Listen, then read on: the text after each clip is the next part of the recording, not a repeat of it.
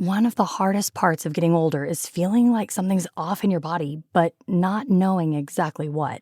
It's not just aging, it's often your hormones too. When they fall out of balance, everything feels off.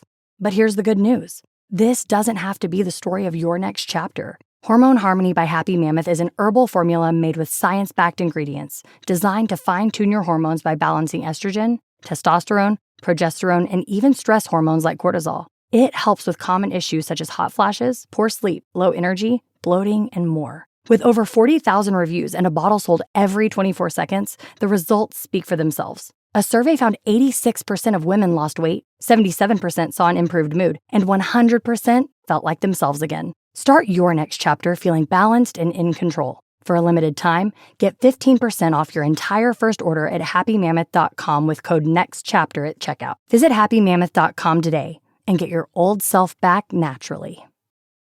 All you homeowners have unique needs. Some feel the need to leave up holiday decorations year-round. Others have the need to use their garage as practice space for their new metal band. And because each homeowner has unique needs, Geico helps you get the right coverage for your home and what's in it. That way, you get exactly what's right for you, even if your needs are unique. Get more with Geico. Hello and welcome to Love, Samantha Lee, the More Than Just Pretty podcast. I'm your host, Samantha, and here we explore love, life, spirituality, and relationships through the lens of real beauty, the kind that begins the moment you decide to be unapologetically yourself. Join us as we dive into heartfelt discussions that challenge, inspire, and connect. Are you ready to embrace your true self? Let's begin. What's up, family? It's your girl. And guys, today, I ain't gonna lie, I got kind of a low energy spirit. I just decided, you know what, I'm going to create, even though the enemy has me at kind of a low energy this week. I'm not really sure what's going on. Last night, y'all, was weird. I woke up at like 3:30 in the morning, 3:25, or I looked at the watch at 3:25 a.m. I just had this weird spike in my heart rate. I didn't know what it was. I'm like, what's going on? Like, I was sleeping good too. I don't know what happened. And I know that a lot of times in the morning, early morning, when I feel like God is waking me up, he wakes me up. Anytime I wake up that early in the morning, I feel like it's God waking me up. And so I try to take that time and I pray.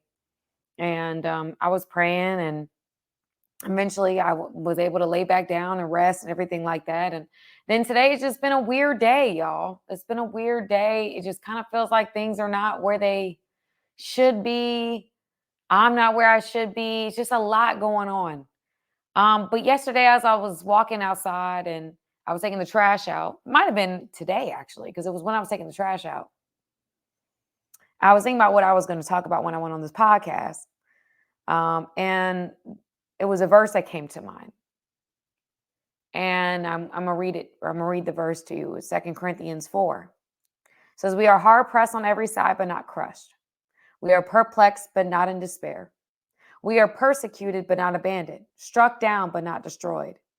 Therefore, we do not lose heart. Though outwardly we are wasting away, yet inwardly we are being renewed day by day.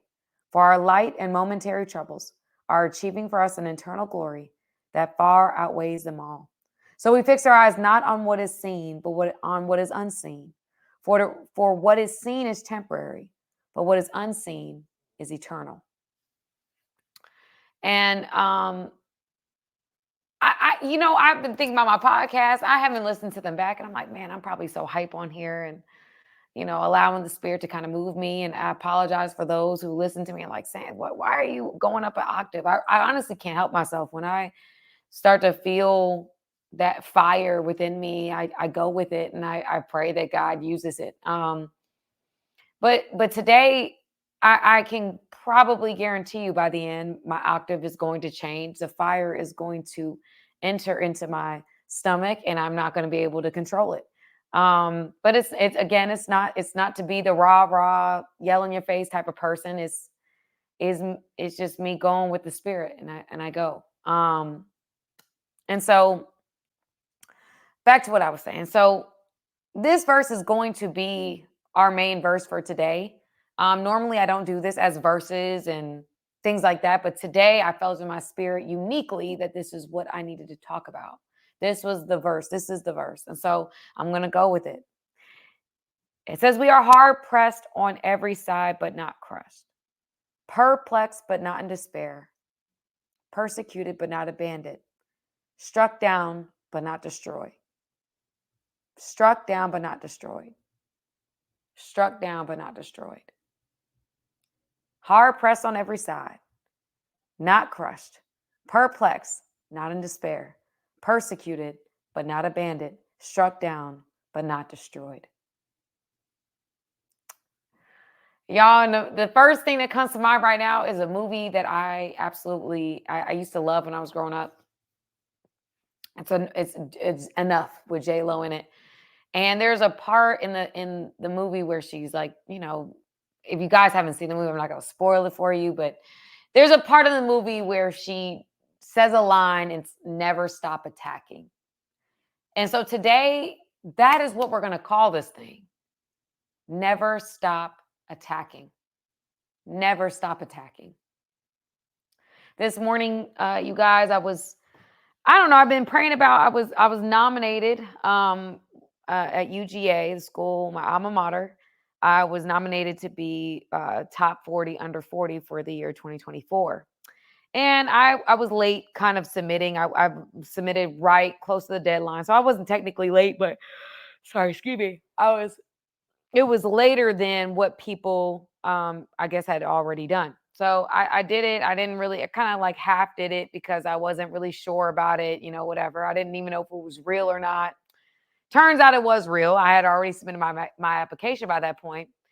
And I was like, well, if it's for me, it's for me. If it's not, it's not. Well, I had forgotten it for a couple months. And this month I've been praying about it. And I was like, wait, what? I wonder what's going on with that thing. Is it real? Is it happening? Did I get it? Did I didn't? Did I not? And I hadn't heard anything. So I assumed like, no, I didn't get it. Well, guys, it was announced today. And no, I did not get it.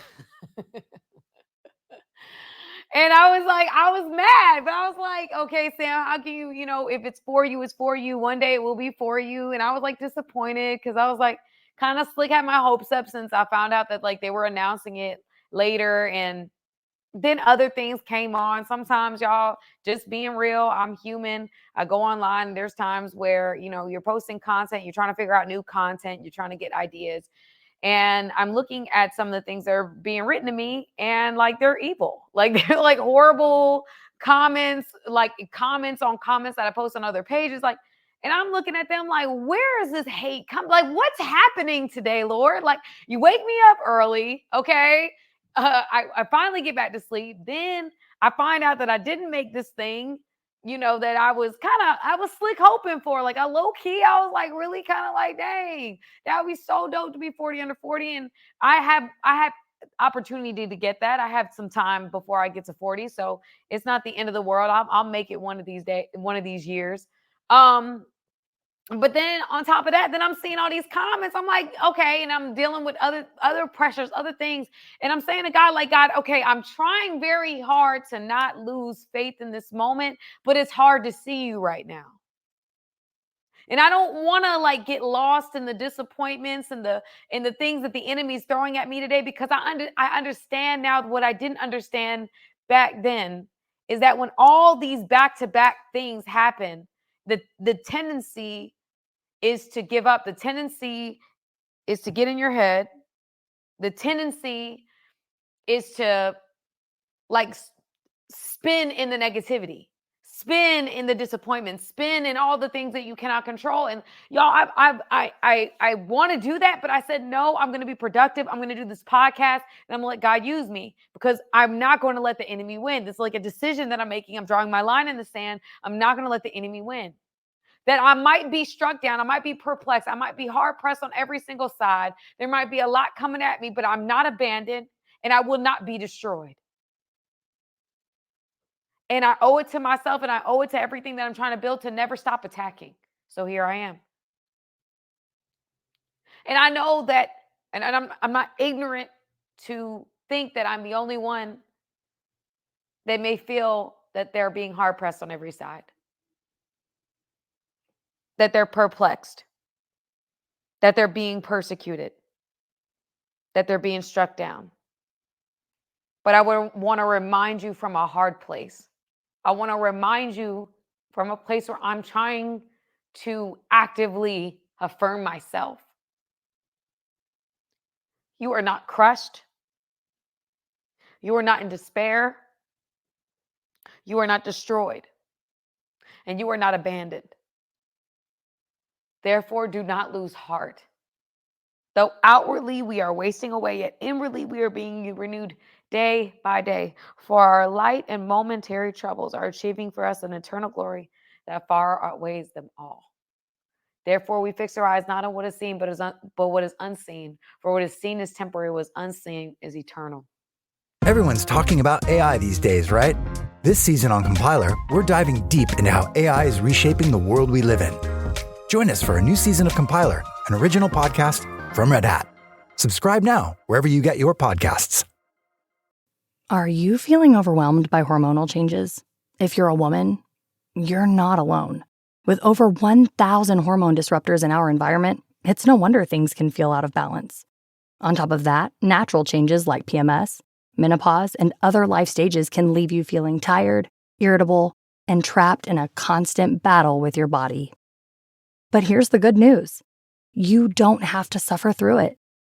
Hormone Harmony by Happy Mammoth is here to help. This herbal formula fine-tunes your hormones, balancing estrogen, testosterone, and even stress hormones like cortisol, which can contribute to weight gain, racing thoughts, poor sleep, and more. With over 40,000 five-star reviews and a bottle selling every 24 seconds, the results speak for themselves. Ready to feel like yourself again? For a limited time, get 15% off your first order at happymammoth.com using code NEXTCHAPTER at checkout. Visit happymammoth.com today and get your old self back naturally. All you homeowners have unique needs. Some feel the need to paint their door a vibrant shade of blue. Others have the need to decorate their bathroom with fish, anchors, and other nautical items. And because each homeowner has unique needs, Geico helps you get the right coverage for your home and what's in it. That way, you get exactly what's right for you, even if your needs are unique. Get more with Geico.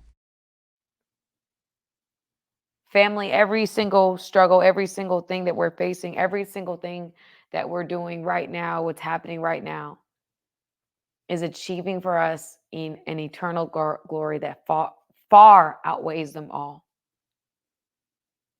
I was talking to a young woman that works with me, and we were, she's more of a critical thinker. She kind of goes into a situation and she's always kind of thinking about, like, she's almost, I think that's how, what she described is that's how she was trained. She goes in and she tries to find the issue. She tries to find the problem. She's more of a critical thinker that goes in and isn't trying to find like the light at the end of the tunnel. She's trying to find the different areas, the different holes that could potentially turn into bigger problems, become issues, things. She presents the problem for me to be able to really understand what I'm dealing with. She kind of brings all that up.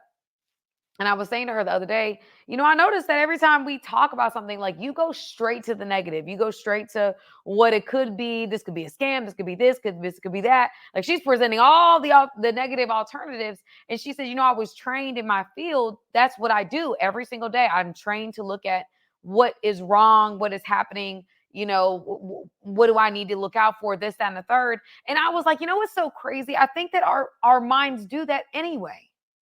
I think that we're always looking for the problem. I think we're always looking for the disappointment. We fixate on the things that are not working in our favor versus the things that are. That even though I may not, right now, as I'm speaking to you, I may not be in the 100% position that I want to be, or in the mood that I want to be in. I have to understand that there's a part of this verse that I have to fixate on as we're talking, and we're saying never stop attacking. The part is that even though I'm hard pressed, I'm not crushed. Even though I'm perplexed, I'm not in despair. And even though I may feel like I'm being persecuted, I am not abandoned. And even though I feel like I'm being struck down, I'm not destroyed. Because, guys, we serve a God that is greater than anything that we're facing right now. And even though it feels like sometimes it's really hard to see God, that you may feel like you're doing everything right. And even today, as I was thinking about what was going on with me and thinking about the whole, 40 under 40 thing and how dope that would have been and this, that, and the third, I had to say to myself, okay, God, is it because of something I did?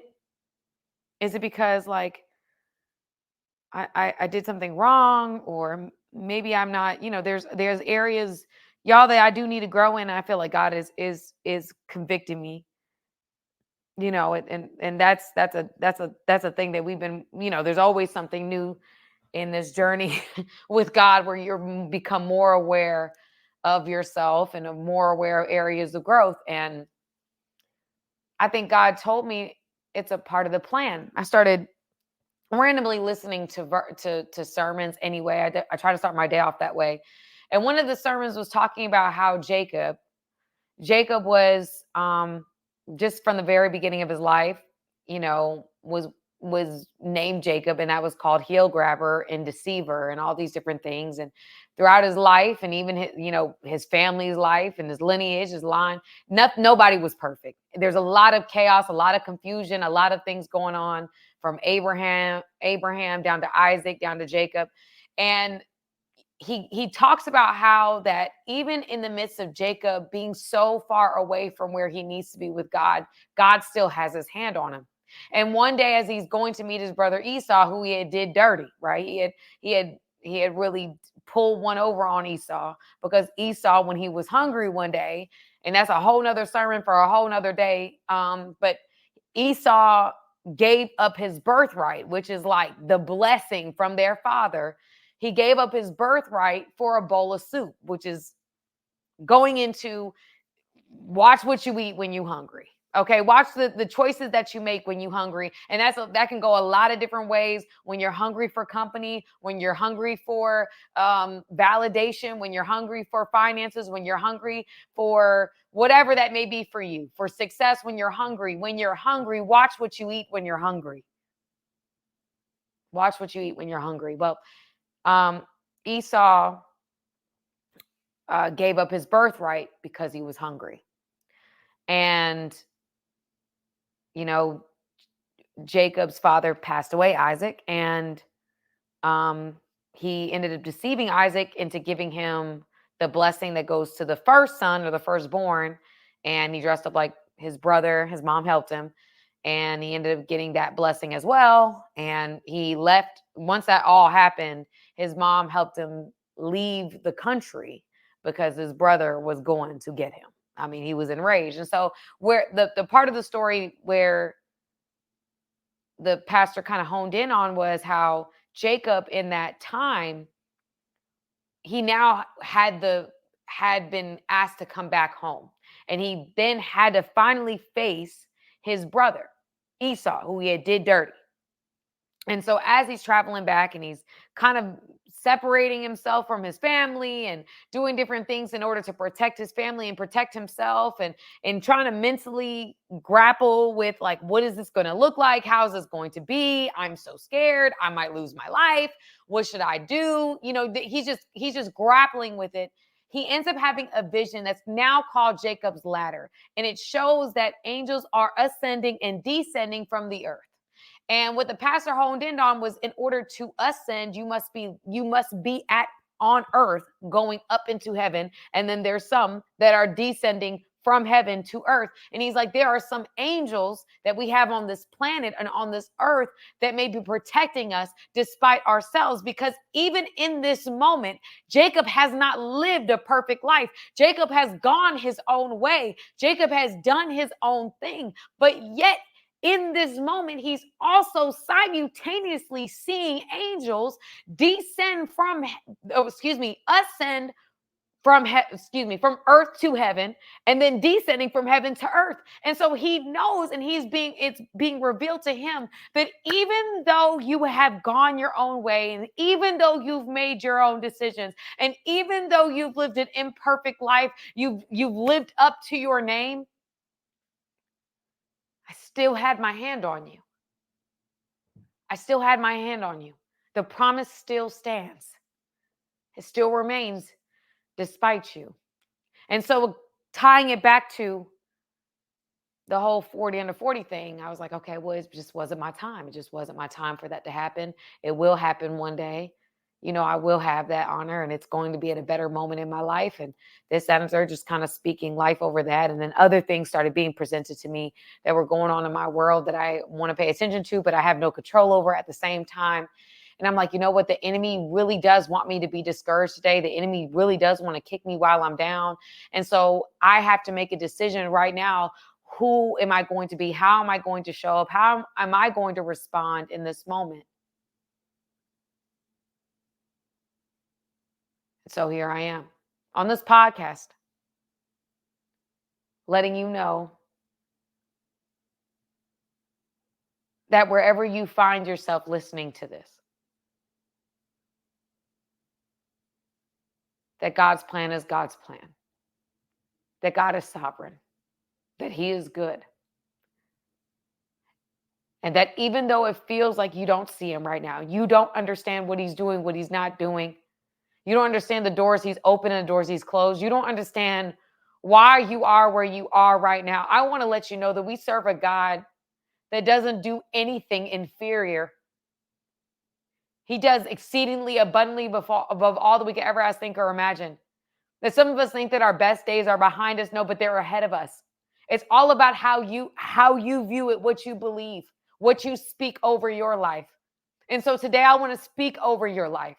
Today I want to let you know that you are not abandoned, that you are not destroyed, that you will not lose heart in this moment, that you will not lose heart in this season, that God is doing something greater in your life than you could ever imagine. And even though it doesn't make sense right now, and even though you wish it was different right now, and even though you've been praying for things to happen, to manifest in your life, and you're like, wait, I don't understand. Why is this going on? I asked for God to do this, or I asked for God to do that. God is sovereign, and His plan is perfect. And whether we realize it or not, we are exactly where we need to be.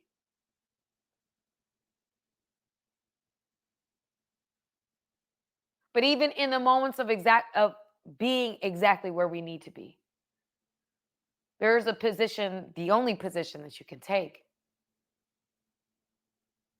And in these moments, the temptation is to try to take control over the moment, is try to, arrange it in your favor somehow, or try to manipulate variables and do more and do more and do more within your own strength and within your own human self. And I want to encourage you to not fight in the flesh anymore.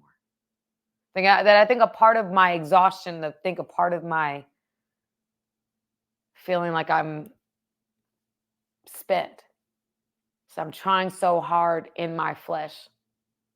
I'm not doing enough trusting in my spirit. I'm trying to make a way, find a way, do this, do that, like do everything I know to do. When in all actuality, God is saying, you've done all that you can do. Now it's my turn. And until you release it, I can't do anything with it. Some of you that are losing heart, some of you that are tired, like the type of tired that even though I sleep all night, I still wake up, I'm tired. You're dealing with that type of thing, and then you find yourself seeking validation in broken places and trying your best to make ends meet and doing everything you know to do, and it just still feels like it's not enough. I want to remind you how good your God is. That even when King Jehoshaphat, there was 3 countries that were coming up behind him, that God told him not to fight. And they all came together to try to overtake King Jehoshaphat. King Jehoshaphat was like, God, what are you doing? Like, you told me not to touch these places when we were going through them. I didn't. Now all 3 of them are conspiring to come against me. I don't have the army. I don't have the ability. I don't have the weaponry. I cannot fight this battle. There's no way that I can win this. And so he goes before all his people, and he's like, he does a prayer that you can find, I think it's 2 Chronicles 20, and he's just putting it all on the line in front of everybody in his that is underneath him in his I don't know, I don't want to call it lineage, but everybody in his kingdom is watching their king surrender, fast, put on the sackcloths or the fasting clothes, and just took a position of surrender in a moment where he knows that, okay, these 3 countries, they coming at me. I'm not going to figure out how to align with other countries around me and get the artillery and get everything together. He's like, no, I'm not going to do. That's me taking into my own hands at this moment, even though I feel like I can do this or do that or exercise all my options. Or you find other kings, they acted in desperation. They did everything they knew to do. And then they defaulted to God in the end, but they try to take control of the circumstances when it felt like it was coming down to the end of the rope. But not King Jehoshaphat. King Jehoshaphat, in the moment where it was coming to the end of the rope, surrendered. Not to do more, not to figure it out, not to research it, not to reach out to other people and, go through some type of conversation or try to talk them down or sell some of the things that were in the temple, which was a commonplace thing with kings. You'll find that over and over again, where the kings would just sell things in the temple, so just their goods that they had gotten over the years and whatever. King Jehoshaphat didn't do none of that. He didn't try to take it in his own hands, even though the time is ticking and he knew what he was up against. He surrendered. And the end of his prayer is a prayer that, y'all, is one of those things. He says, I do not know what to do, but my eyes are on you. I do not know what to do. I'm at a desperate end. I don't know exactly what to do. I'm not going to lay down. I'm not going to surrender. I'm not going to stop attacking. But all I know to do in this moment, without compromising myself in any other way, is to surrender before the God of the universe. And that is not me surrendering to this battle. That is not me not attacking. That is not me saying I'm laying down and I'm letting life happen to me. It is saying that, no, I am not going to take control over this, even though my mind and my brain wants to control every circumstance that I'm faced with. It's like, no, I am going to default to the creator of the universe, the one that I say that I have faith in. I'm going to now put the, what is it called? The pedal to the metal. I'm going to put my money where my mouth is, and I'm going to choose to trust the God of the universe that brought me into this position to begin with, that I'm not going to allow myself to lay down for these other nations, that I'm not going to compromise my morality or my integrity, that I'm not going to decide to sit here and say, you know what, let me ask this other nation to do this and do that and barter and try to get their services and military forces. I'm not going to do any of that. I'm going to surrender before the God of the universe who put me in this position to begin with. I'm not going to try harder in the physical. I'm going to try harder in the spiritual. I'm going to ask the God of the universe to show up. And so he did that. He said, God, I do not know what to do, but my eyes are on you. And what I thought was so beautiful is that in the next paragraph, he doesn't give the answer.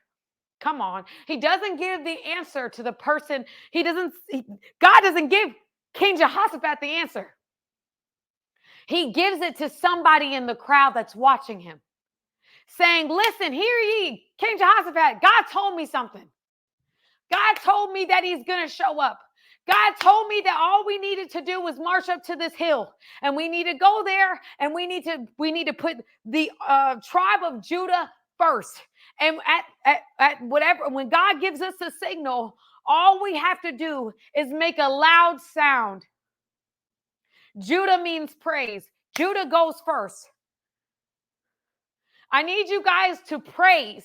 I need you guys to get in your position. I need you to follow what God is asking you to do. But this army, this fight is not yours, it's God. He is going to deliver this. He's going to deliver every single country that's coming up behind you, every single problem that you did not know was on the way. You don't even realize what God is orchestrating on your behalf right now. You don't even know that your answer is coming, but you have to put yourself in the position, because if King Jehoshaphat in that moment decided to take things into his own hands, he would have lost that battle. He would have lost that battle. That's a problem with a lot of us. A lot of us don't understand that we have control issues. We're trying so hard to control every aspect of our circumstances that we don't allow God to enter in on our behalf, that we try to make it happen. And when we don't have anything else, when we have exhausted all of our resources, then we seek out God. Then we in Bible study. Then we praising him when we don't have nothing else. But God said, I don't need you to make me your last resort. I'm your first resort. I'm not when everything else fails, you come to me. No, you start with me. Stop trying to take control over what is mine. And so King Jehoshaphat follows God's instructions, and they didn't make sense to him. He didn't try to make it make sense to him. He just was obedient. He goes to where God told him to go. He does what God tells him to do. And they win the battle. They win a battle that was bigger than them. They win a battle that they should have lost. 3 different countries coming against one small nation. And God delivered them. God delivered them. That wasn't them not attacking. That was them attacking in a different way. So I'm telling you guys as I close today, when I called this Never Stop Attacking, and I brought up the verses that I read to you earlier from 2 Corinthians,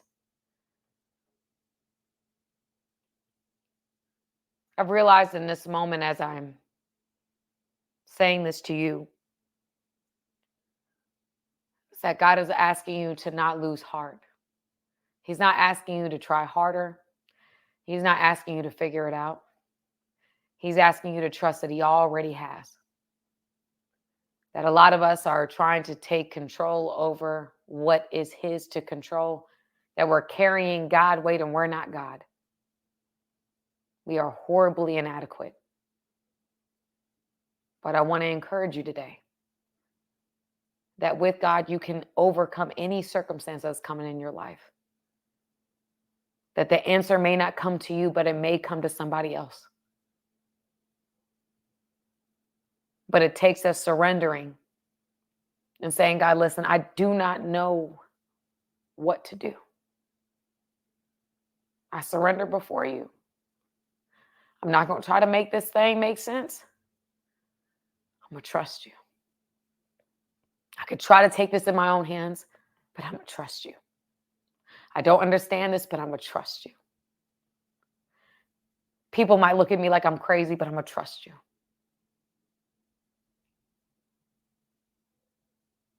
Never stop attacking, family. Never stop attacking. But when I say that, I don't mean physically. I mean spiritually. Never give up. Never lose hope. Do not lose heart. For our light and momentary troubles are achieving for us an eternal glory that far outweighs them all.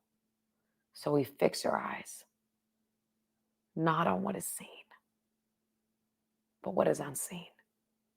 For what is seen is temporary. What is unseen is eternal. What is unseen is eternal.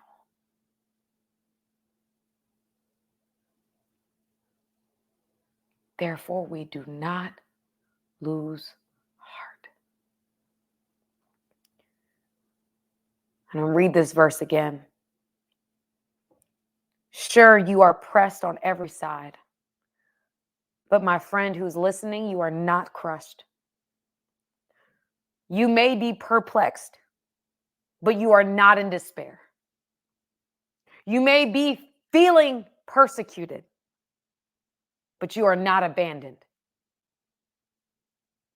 You may be struck down, but you are not destroyed.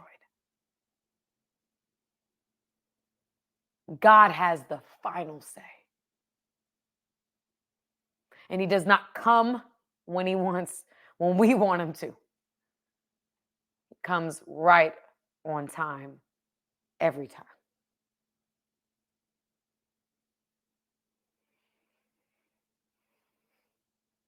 Thank you for spending your time with us on Love Samantha Lee More Than Just Pretty podcast. It has been a privilege and an honor to share this space with you, where we celebrate being unapologetically ourselves. I hope today's episode has encouraged you to embrace your own unique beauty and the beauty in others. Don't forget to follow us and join our community on social media. Share your journey and insights, and let's continue this conversation. And until next time, remember, real beauty starts with you being true to yourself. Love y'all, and I'll talk to you soon. All you homeowners have unique needs. Some feel the need to leave up holiday decorations year-round. Others have the need to use their garage as practice space for their new metal band. And because each homeowner has unique needs, Geico helps you get the right coverage for your home and what's in it. That way, you get exactly what's right for you, even if your needs are unique. Get more with Geico.